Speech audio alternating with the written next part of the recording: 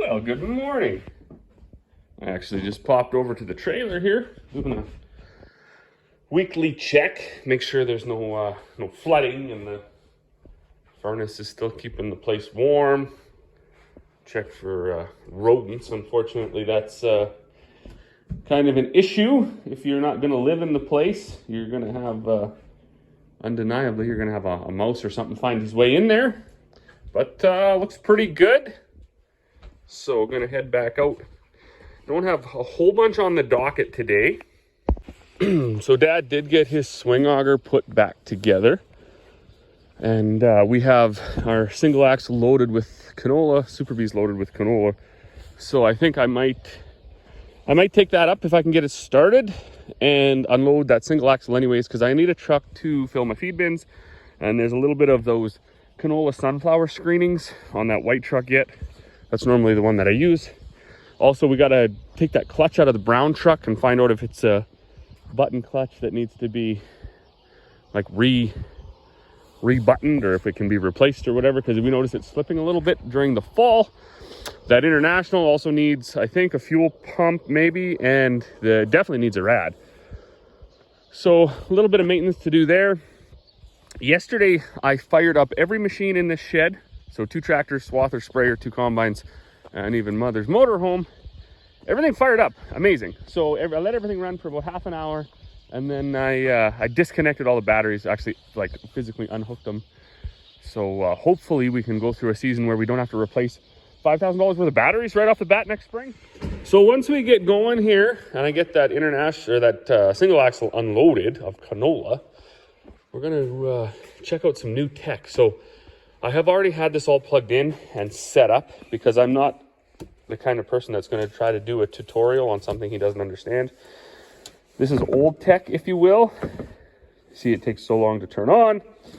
The physical storage space inside of here for the data is obviously way too small. They didn't plan that out very well, because we only have about 30 bins with cables in them.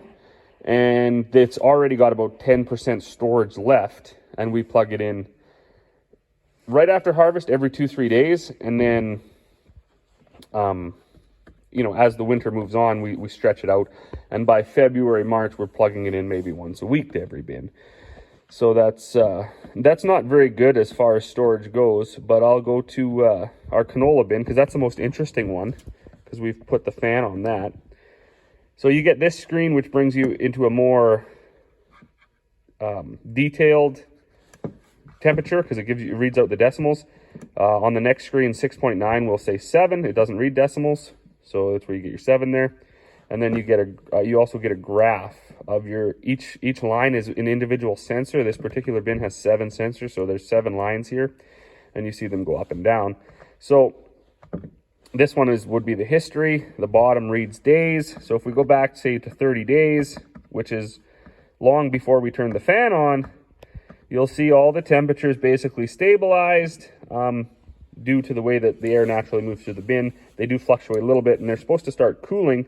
But if the bin is quite warm, and when we combined lots of our canola, it was 25 to 29 degrees during the day, and we did dry a little bit. And when you dry it, you heat it up to 30 degrees. So these ones that are 28 were not concerning, and you can see that the 28, when it's on the second line, it was moving up. So this number 1 is the bottom of the bin, number 7 is the top.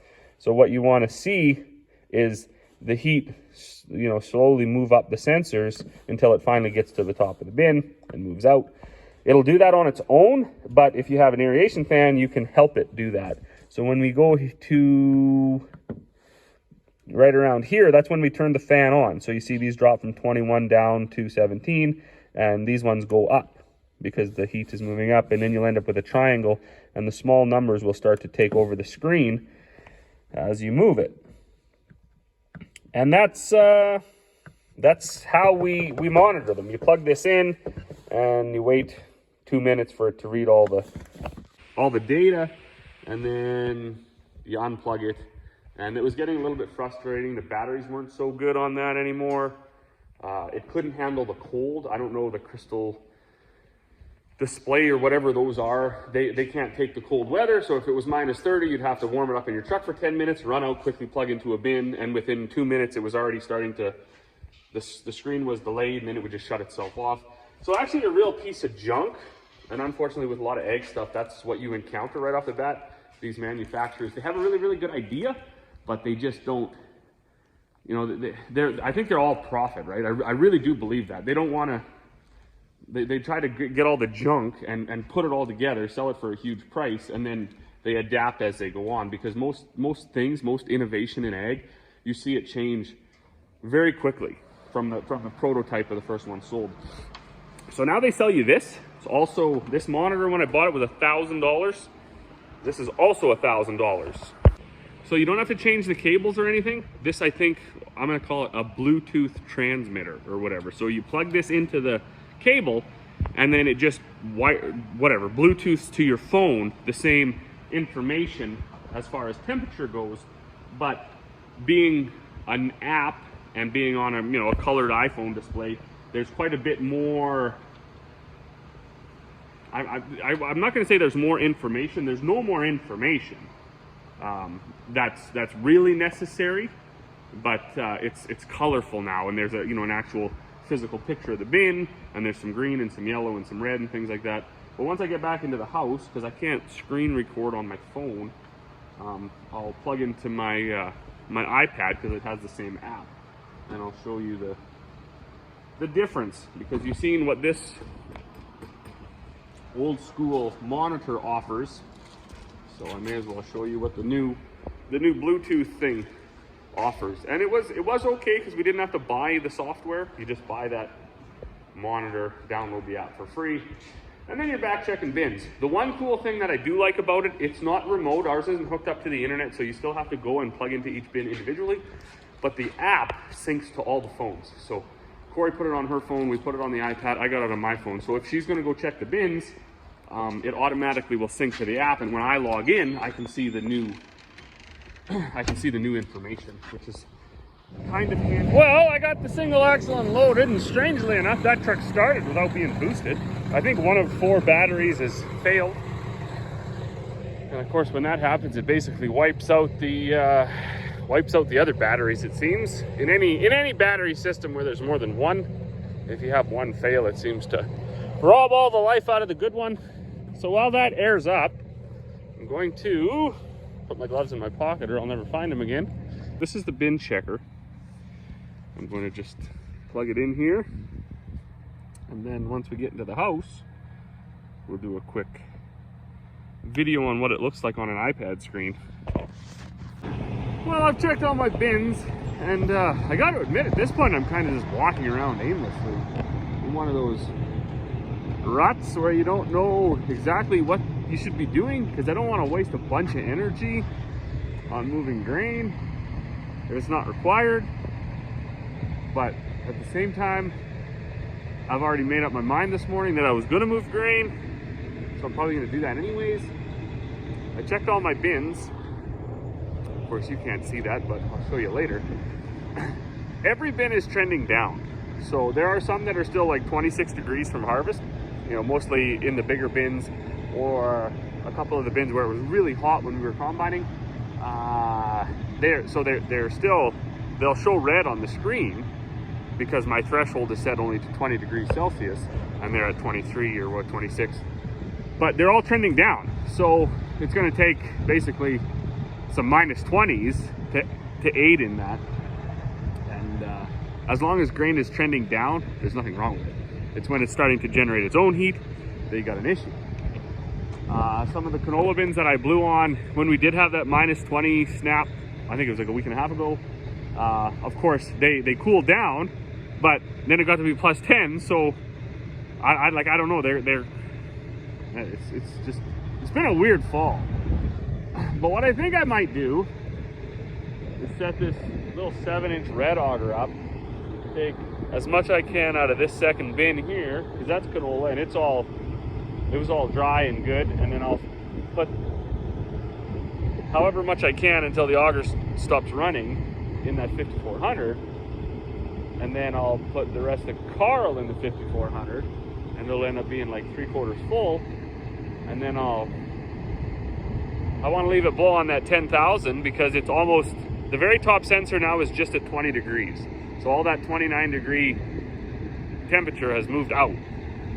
Of course, with that, all the moisture has moved up to the top, and we don't have enough fan to get the moisture out. We don't have enough roof vents, we don't have enough anything. So all that happens is it goes there and then it sits on top. So you got to take a load or two out right away, or you're just going to have it start to develop hot spots and a ring around the top of your bin, and it's going to be not good. But I want to leave it for like 3 or 4 more days until it gets right down to basically under 10 degrees. So I don't know. I think I don't know. I'll just keep, what do I do? What should I do? I've already got this set up. Dad put the new little baby wheels on here, so it's really easy to swing. It was really hard all fall because 3 of the 4 wheels were flat and wrecked and bent, and the one wheel was way too big. It wasn't even originally on this. It was just one I had found. So it was always fetching up and rubbing against the side here, and it wouldn't turn. And when things go good, when everything starts and everything's easy, you kind of just want to keep working, because you know you're going to encounter days where nothing starts and everything's broke and you don't want to work. So I think that's what I'm going to do. I'm going to move this auger around, take some grain out of this one, maybe take some grain out of that 4,000 there, then try to unload Carl today, and then we'll just see where that goes.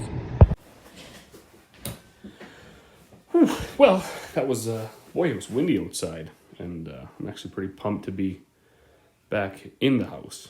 So while I'm in here, I want to, before supper, go over the little bit of new tech. So these are the,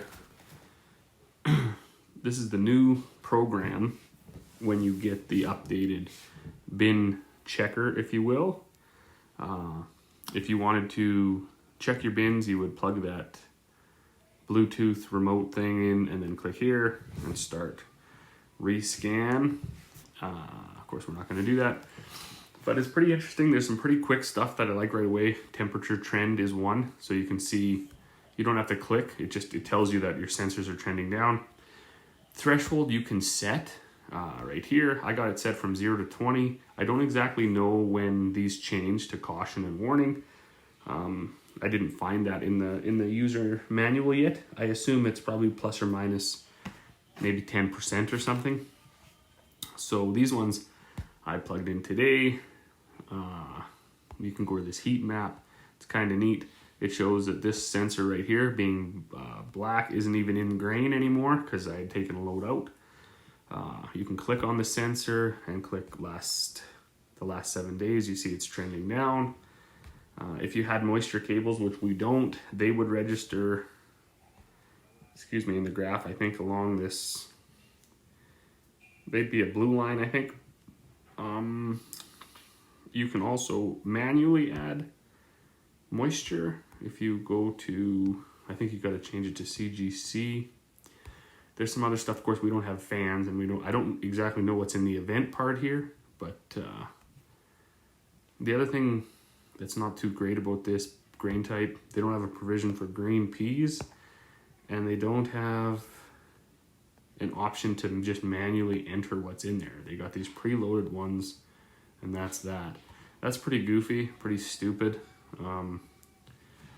You can pick what, if you got a flat bin, hopper bin, grain bag. I'm not exactly sure what a boiler or landmark is, but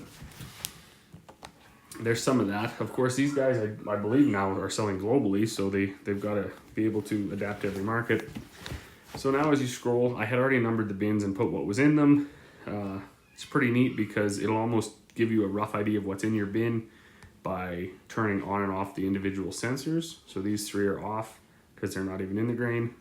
It was quite warm today, so it heated up to about 11 degrees inside the bin. And now as you move through, it's pretty neat. So this says threshold caution, and I assume it's because it's the max temp is 18.7 and the threshold is set at max of 20. But there still says it's trending down, so that's good. And then there's going to be some red ones coming up here, our bigger bins, our wheat bins. When we combined our wheat, it was like 20, it was like 25, 30 degrees. So this one says max temperature 26.8. Of course, red should normally indicate that you should be nervous, but these bins haven't started cooling, or they've only started cooling down since harvest. We haven't had that cold of weather. And you can see the arrows show that they're trending down. So if we click on one and go to heat map, it shows you the ones that are obviously warmer than the rest. Down at the bottom is 7, but up in the middle is 21. But if you were to click on it and go to the past 7 days, so you can see that it's in fact trending down, which is pretty cool. And you really only need to worry if these ones in the middle start to go up. Generally the one at the top is going to go up, and that's because the heat is moving up there, right? This stuff that's 21 degrees and 19 degrees, it has to go somewhere, and hot air rises. So as the air goes down the outside and up the middle, it's going to go there. That's why it's always a good idea after, a month or 6 weeks of storage or whatever, depending on obviously the moisture and the condition of your grain going into the bin, good to take the tops off your bins. Go to the next one, that was 26.8. Heat map. So there's a bunch in here that are warm. But yet again, if you click on the 23.9 and you go to last 7 days, you can see it's actually trending down. It's getting 0.2 degrees cooler. Go to the next sensor, 26.8. It used to be 27, 26.9, 26.8. So it's also cooling. And then this is a neat one. I wish I would have had this monitor earlier on, because this is the canola bin we've been cooling off. It would have been neat to plug it in before we started up the fan and then see how it progressed. But because this all would have been red. And now it's 1, 2, 3, 5, 6, 14, and 20.8 right at the very top. So, and that is plummeting also. It was a high of about 28 degrees. And that was back when all that 28 degrees that was down around these two moved all the way up to the top. So with all that heat is going to be a certain amount of moisture. So what we're going to have to do is, once we get all these cooled down to under 20, I'd like to see maybe even under 10, is we'll take about 2,000 bushels out of this 10,000 bushel bin. That'll get the cone going the other way instead of peaked up like a grain bin roof. And then we should be smooth sailing from there. And then other than that, all the rest of these ones is our barley bins, 28 and 29. They're sort of warm, I guess, just close enough to have that threshold warning on. But you can see that they are temperature trending down. And if you are to click on the monitors, so this sensor 18.4, used to be 18.5. So it's not cooling down really fast, but like I say, we're getting days that are 10 degrees, 11 degrees. So it's not helping cool that down at all. All in all, I think it's infinitely better than the monitor that we had, and I'm pretty happy with as easy as it was to set up. So as always, thanks for watching, and we'll see you all in the next one.